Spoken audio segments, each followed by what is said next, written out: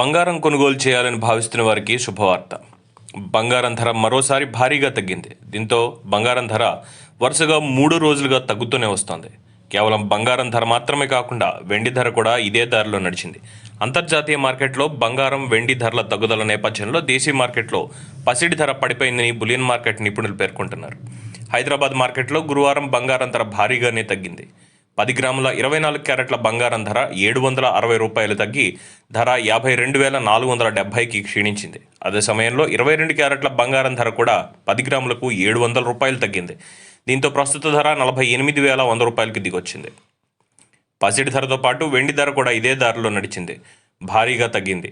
KG వెండి ధర ఏకంగా ₹1,600 తగ్గింది. దీంతో వెండి ధర 59,000కు క్షీణించింది. పరిశ్రమ యూనిట్లు, నాణ్యత తయారీదారుల నుంచి డిమాండ్ లేకపోవడం ఇందుకు ప్రధాన కారణంగా చెప్పుకోవచ్చు.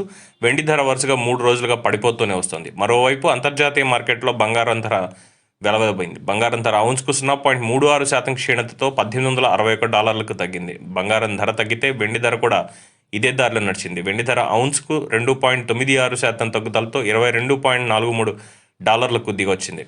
ఇకపోతే బంగారం ధరపై ప్రభావం చూపే అంశాలు చాలానే ఉన్నాయి. ద్రవ్యోల్బణం, గ్లోబల్ మార్కెట్ పసిడి ధరలో మార్పు, కేంద్ర బ్యాంకుల వద్ద ఉన్న బంగారం నిల్వలు, వడ్డీ రేట్లు, జ్యువెలరీ మార్కెట్, భౌగోళిక ఉద్రిక్తతలు, వాణిజ్య యుద్ధాలు వంటి పలు అంశాలు పసిడి ధరపై ప్రభావం చూపుతాయి.